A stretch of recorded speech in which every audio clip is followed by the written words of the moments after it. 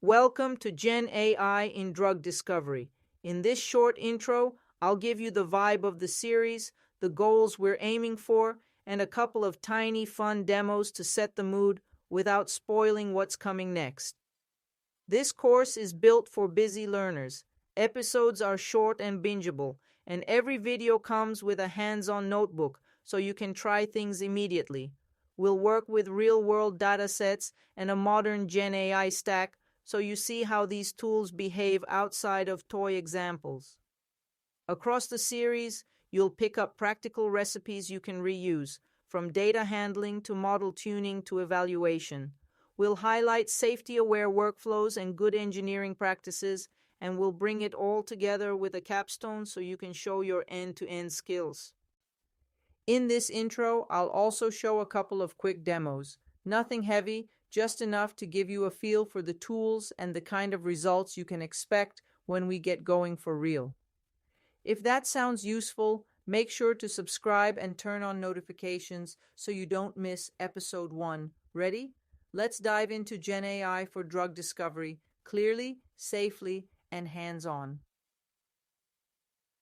Before we jump in, a quick heads up on setup. This notebook runs best on Google Colab, and if you have access to a GPU, even better, though it's optional for this intro. Everything here is lightweight. The deeper installs and configs will come later in the course. Feel free to skim and just hit Run All for a quick tour. We're not revealing the full course breakdown here. This is strictly a vibe check to show you how we'll work and what the experience feels like. And if you're brand new to notebooks, no worries. In Colab, go to Runtime and choose Run All. That's it. You'll see each cell execute in order, and I'll point out anything interesting as we go. In this course, you'll build practical intuition and hands-on skill for applying modern GenAI across the end-to-end drug discovery pipeline, from early ideas to triage and decision support. You'll see how data actually flows, where GenAI adds leverage, and how to make your work reproducible so results are trustworthy and repeatable. We'll cover the full stack: data, models, evaluation, and optimization, and we'll show how these connect to wet lab and physics-based simulation at a conceptual level for now. We're not diving into the real methods in this intro. That starts in Module 0. Throughout, we'll emphasize responsible innovation, reproducibility, safety, and understanding the limits of models. You'll learn what to trust, what to question, and how to communicate uncertainty with confidence. If you're an ML or AI engineer stepping into chemistry or biology, you'll get the domain context and design patterns to adapt your instincts safely. If you're a life science student or researcher moving into ML and Gen AI, you'll get coding patterns and mental models for building robust workflows. And if you're a product or innovation lead, you'll gain the conceptual fluency to evaluate roadmaps, resources, and risk, so you can make better decisions faster. You'll need basic Python, functions, classes, virtual environments or poetry, and notebooks, plus NumPy, Pandas, and Matplotlib. I keep the code readable and annotated, so it's copy-paste friendly even if you're rusty. A bit of linear algebra and probability helps, vectors, matrices, expectations, just enough to understand embeddings and metrics. If any of that feels distant, don't worry. Module 0 includes COM, optional primers to get you up to speed. On the ML side, we'll use PyTorch, PyTorch Geometric, Lightning, Hugging Face Transformers, and PEFT, plus RDKit and DeepChem, covering deep learning, graphs, transfer, and fine-tuning, and the Cheminformatics utilities you'll use every day. For chem or biotooling, we'll touch OpenBabel, OpenFF, OpenMM, MD Analysis, BioPython, and selectively Rosetta, along with Autodoc Vina, Ginina, and DiffDoc for structure-aware tasks. For infrastructure, we'll lean on weights and biases, or MLflow, Hydra, Docker, and CUDA, with optional cloud on GCP or AWS using Spot GPUs for cost control.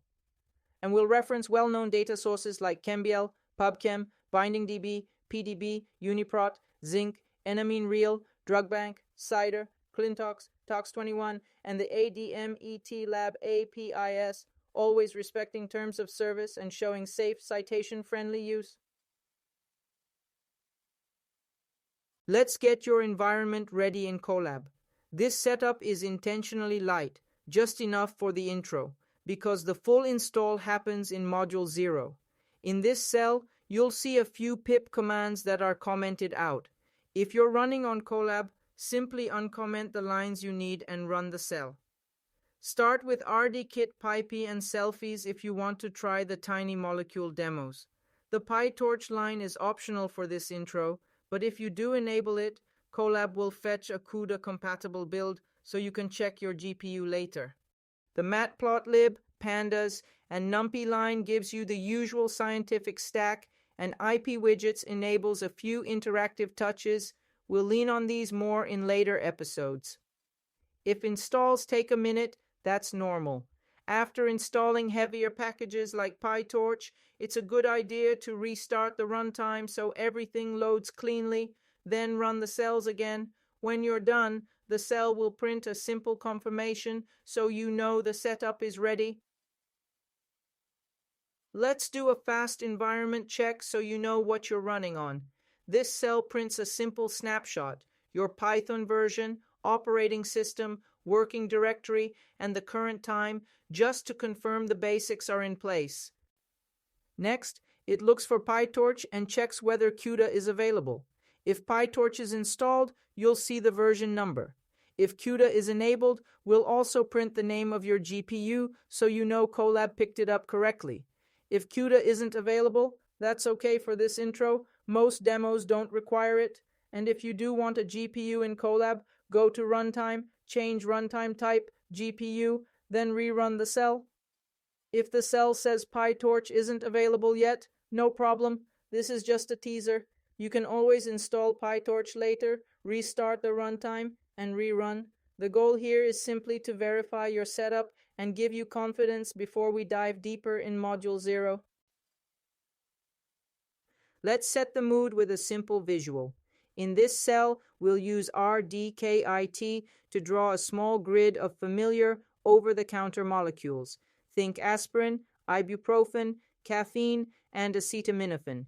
It's purely an educational visualization to show how chemical structures render from simple text strings called SMILES. No chemistry claims here, just a quick postcard wall to get our eyes calibrated. When you run the cell, RDK, it parses each SMILES string into a molecule object, sanitizes it to make sure the structure is consistent, and then composes a clean grid image with labels underneath.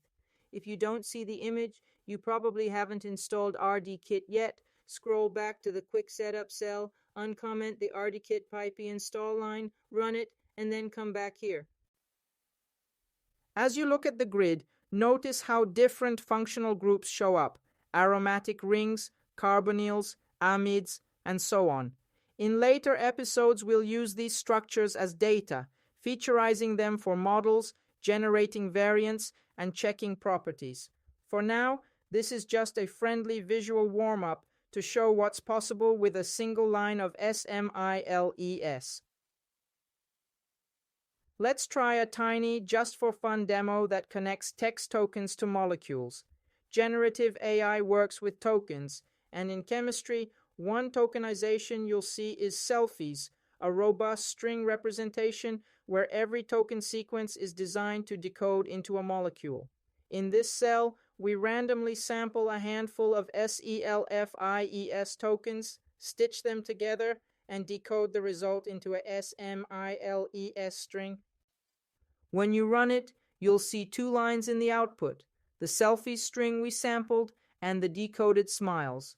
If RDKit is available, we'll render the structure as an image. Because we're sampling at random, sometimes the decoded smiles may be odd or even unparsable by RDKit. If that happens, just run it again and you'll get a different sample. This isn't drug design, just a playful peek at text-based molecule representations. The goal is to give you intuition for why tokenization matters and how generative models can operate over strings. Later in the course, we'll move from toy sampling to structured generation with constraints and evaluation. But for now, enjoy the randomness and notice how different token sequences lead to very different molecular shapes. This course is for builders who want practical GenAI skills they can apply to molecules and proteins right away. It's also for scientists and engineers who care about rigor, reproducibility, and safety in their workflows. And if you're a lead or founder, you'll get the mental models you need to evaluate investments, shape roadmaps, and make informed decisions about where GenAI actually helps. The tone and pacing are straightforward. Short, focused episodes with one clear idea and one hands-on demo. We'll work within realistic constraints, imperfect data, limited compute, and real timelines, so what you learn maps cleanly to the problems you face on the job. Safety and responsibility are built in from the start. This is educational content only. No actionable wet lab protocols or harmful instructions. We'll consistently highlight model limitations and uncertainty, and we'll keep a human expert in the loop for interpretation and decision-making. Let's wrap with a quick micro-quiz, just for fun. First, why do validity and diversity both matter in generative chemistry? Validity ensures the molecules you generate are chemically sensible and pass basic checks. Diversity makes sure you're not exploring the same narrow neighborhood over and over. Together, they keep your search space both usable and broad enough to discover something genuinely new. Second, why are uncertainty estimates crucial for decision-making? Because models are never perfect. Good uncertainty signals help you prioritize what to test, flag edge cases, and communicate risk to stakeholders. They also guide when to gather more data or run confirmation experiments instead of overcommitting to a shaky prediction. Third, why do data splits in chemistry need extra care? Chemical series can leak information. If close analogs appear in both train and test sets, performance looks inflated. Careful scaffold or temporal splits help you estimate how a model behaves on truly novel chemistry, which is what matters in practice. You're early, and that's awesome. If this teaser got you curious, you're exactly the audience we had in mind. Next up is Episode 1, where Module 0 starts with a smooth environment setup and a zero-stress on-ramp. If you're excited to build with GenAI this year, subscribe, like, and drop a comment telling me what you want to create. And remember, this intro deliberately hides the syllabus details to keep the premiere full of fresh surprises.